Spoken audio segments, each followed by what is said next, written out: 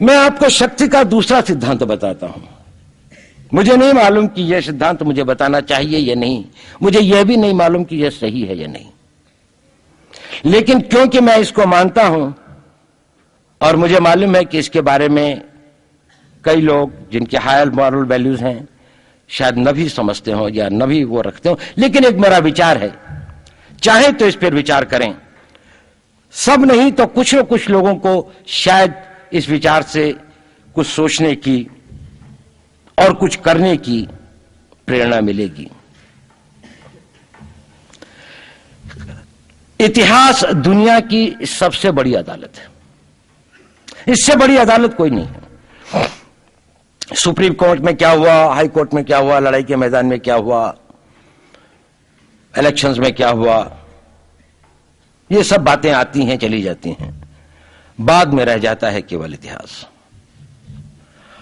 और इतिहास का निर्णय हमेशा उसके पक्ष में गया है जो शक्तिशाली था। इसने कभी उसका साथ नहीं दिया जो न्याय के साथ था, जो सही था। अगर ऐसा होता तो दिल्ली में बाबर रोड होती है, बाबर रोड है लेकिन राणा सांगा रोड नहीं है, क्योंकि बाबर आया, विजयी हुआ, राणा सांगा हार गया। भारत की हिंदूशाही किंगडम अफगानिस्तान से होती सिकुड़ती सिकुड़ती सिकुड़ती यहां तक नहीं आ जाती। हमने किसी पर आक्रमण नहीं किया, हमने किसी के जीवन मूल्यों को नष्ट नहीं किया, हमने किसी के धर्म ग्रंथों को और धर्म स्थानों को नष्ट नहीं किया। शायद हम न्याय संगत थे, शायद सत्य भी हमारे पक्ष में था, लेकिन शक्ति हमारे साथ नहीं थी। इसलिए इतिहास ने हमें उसकी सजा दी। इतिहास ने हमेशा उनको सजा दी जिन्होंने विचारों को कर्म से और न्याय को शक्ति से अधिक महत्व दिया। अब मैं ये नहीं कह रहा हूं कि उसको उसकी तिलांजलि कर देनी चाहिए, ये नहीं है कि न्याय का अपना महत्व नहीं है, लेकिन यदि कॉन्फ्लिक्ट ऑफ इंटरेस्ट हो तो शक्तिशाली बनना ज्यादा आवश्यक है।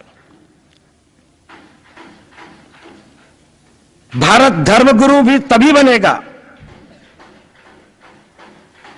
जब एक शक्तिशाली भारत का निर्माण होगा।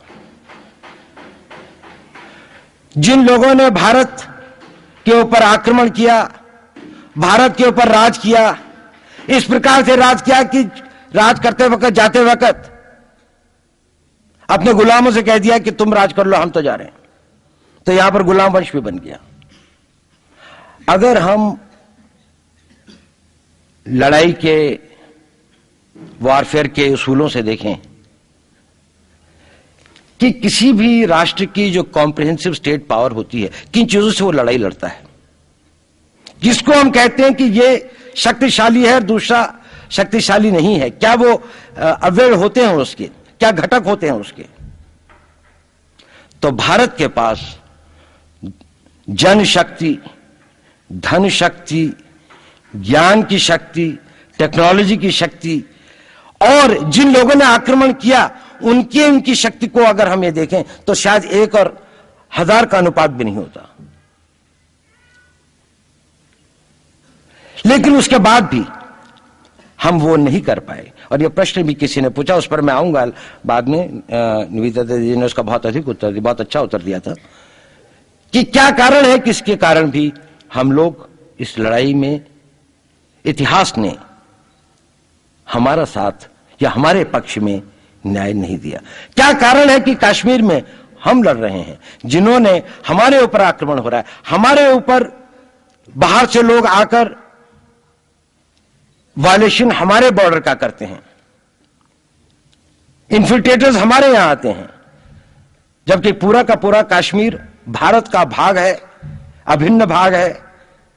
कानून के अनुसार वहां के राजा ने यह हस्ताक्षर किए, हमें दिया।